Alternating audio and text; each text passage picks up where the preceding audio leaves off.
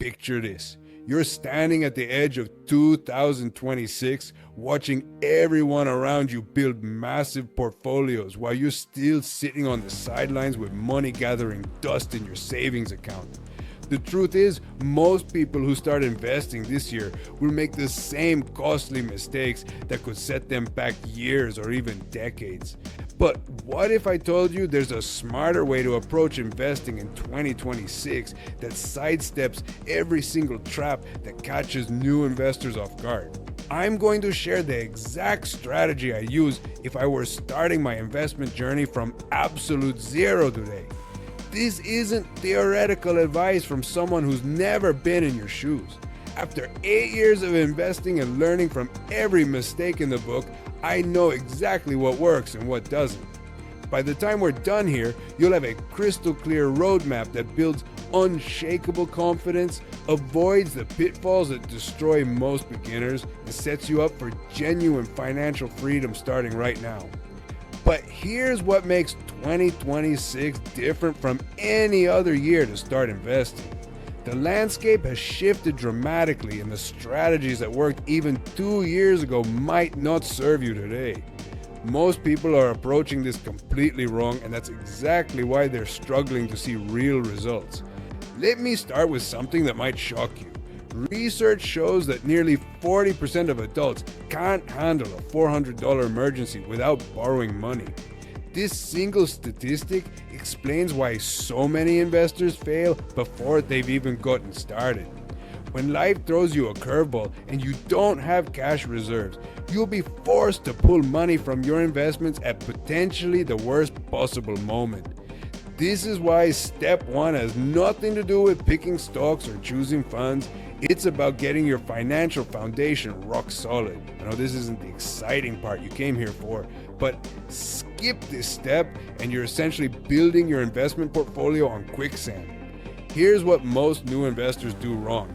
They see someone with a six-figure portfolio on social media, feel desperate to catch up, and start throwing every available dollar into the market. They're investing with money they can't afford to lose, which means when the market inevitably dips, panic takes over. They sell at the worst possible time, lose confidence, and end up worse off than when they started. Before I'd invest a single penny today, I'd handle 3 critical elements. First, I'd eliminate all high-interest debt like credit cards and personal loans. Think about this logically. Credit cards often charge 20 to 40% interest annually, while the historical stock market return averages 8 to 10%. You're losing money faster than your investments can possibly grow. Second, I'd build an emergency fund covering 3 to 6 months of essential expenses in a high-yield savings account. I know this sounds boring when you're eager to start investing, but this buffer is what allows you to sleep peacefully and make rational decisions when markets get turbulent. Third, I'd ensure my income and spending are stable enough to know exactly how much I can invest monthly without financial stress. When your basic needs are covered, you can ride out market volatility instead of panicking during downturns. Think of this foundation work as level 1 of your wealth building plan. Once it's solid, you'll approach investing with confidence and stay invested long enough to see genuine results. Now, let's talk about step 2, which trips up more investors than any other mistake. Less than 1/3 of investors have specific long-term goals when they start investing. Most people begin because they've heard it's the smart thing to do, but they never define what they're actually working toward. Without clear goals, investors open apps, pick random funds, buy trending stocks, and hope for the best. When markets dip or they need money for unexpected expenses, they sell immediately. Your investing strategy should be completely different depending on whether you're saving for retirement in 30 years or a house deposit in 5 years. Here's how I'd approach goal setting if starting fresh today. Short-term goals requiring money within 5 years should stay in cash savings. Yes, investments typically outperform savings long-term, but short-term market volatility can be brutal. For medium to long-term goals, 5 years or more away, Investing becomes essential because time smooths out short-term fluctuations and maximizes your wealth building potential. Let me show you why this matters. Looking at global share performance versus cash since 2000, the difference is staggering. Between April 2020 and 2025, money invested in global shares would have grown from about 2,600 to nearly 5,000, while the same amount in cash barely moved from 1,580 to 1,700.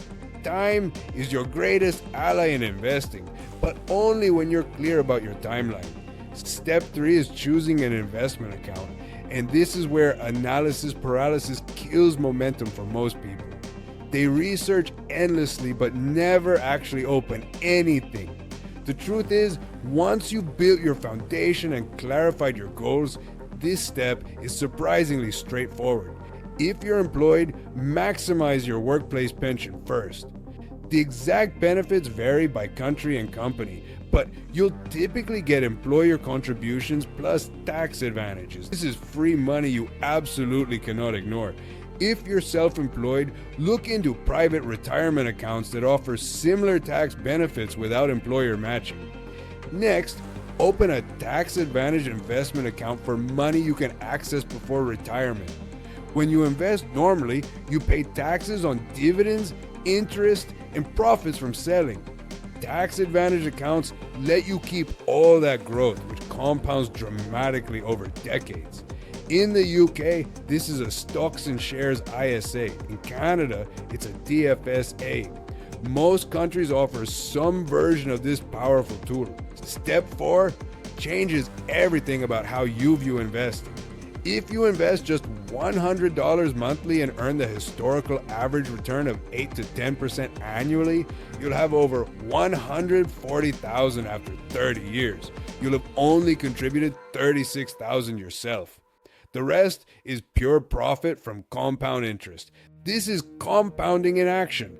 Your investments earn returns, then those returns earn their own returns, creating a snowball effect that accelerates over time. Most people never experience this magic because they're paralyzed by fear of getting something wrong. Research shows 44% of people avoid investing due to lack of knowledge, while 41% fear losing money. Starting small eliminates this paralysis while building the habits that create long-term wealth. You don't need to be perfect from day one. You just need to begin and stay consistent. Step 5 is diversification, which I'll explain through a simple analogy. Imagine your New Year's resolutions eating a balanced diet. You wouldn't fill your plate with only pasta, only salad, or only chicken. You'd mix different foods to get proper nutrition and sustain energy. Investing works exactly the same way. If your entire portfolio consists of one type of investment like tech stocks or cryptocurrency, it might seem exciting, but it's not balanced. When that sector struggles, your entire portfolio suffers. Diversification is the financial equivalent of a balanced plate. Rather than trying to guess which individual companies will succeed, I'd invest in index funds if starting today. These track entire markets like the S&P 500, which includes 500 of America's largest companies. Instead of betting on one company, you're automatically investing in hundreds at once. Index funds make diversification simple and cost-effective. One investment gives you exposure to companies across technology, healthcare, finance, energy, and more. Your returns aren't tied to any single stock or industry. The winners offset the losers, and over time, this balance creates steady growth without sleepless nights. Step 6 might surprise you. Apparently, the secret to great investing is doing nothing. Fidelity discovered that their best performing accounts belong to people who had either forgotten about them or passed away. The less you tinker with investments, the better you typically perform. I'd automate everything possible if starting fresh today. Set up monthly transfers from your bank directly to your investment account immediately after payday, before money gets spent elsewhere.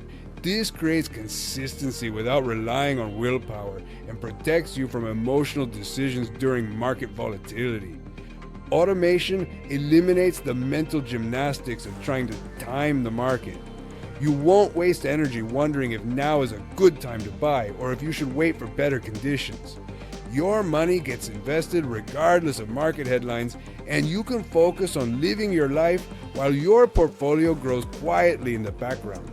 Many platforms offer automatic investment plans that require no ongoing decisions. Simplicity wins long term. The best investors don't spend their days analyzing charts or watching financial news. They build systems that keep them investing consistently regardless of market conditions. Finally, step 7 prepares you for the inevitable. The stock market has crashed 19 times over the past 150 years. Every single time it recovered and reached new highs. The problem is that when you're living through a crash, it never feels temporary.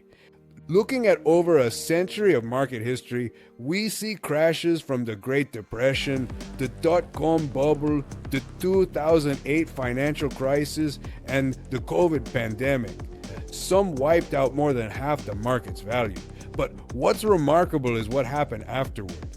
The market always bounced back, often stronger than before. The COVID crash recovery took just 4 months, making it the fastest in history. Even after the Great Depression, the worst crash ever recorded, patient investors eventually saw their portfolios recover and grow many times over. When you zoom out on long-term charts, those terrifying drops look like tiny bumps on a steady upward climb. This is why everything we've discussed matters so much.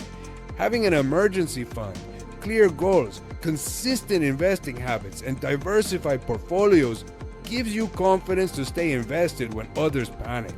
The market rewards patience, not panic. If I were starting from scratch today, this is exactly what I'd do.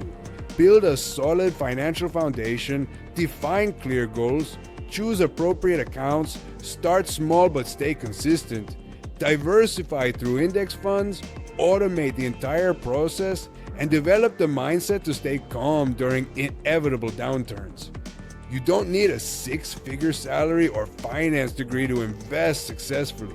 This is something you learn by doing. You'll probably make mistakes along the way, but as long as you stay invested, keep learning, and focus on the long term, those mistakes won't define your results. The best time to start investing was yesterday. The second best time is right now. Every day you wait is a day that compound interest isn't working in your favor. Stop overthinking and start taking action. Your future self will thank you for beginning today rather than waiting for perfect conditions that never come.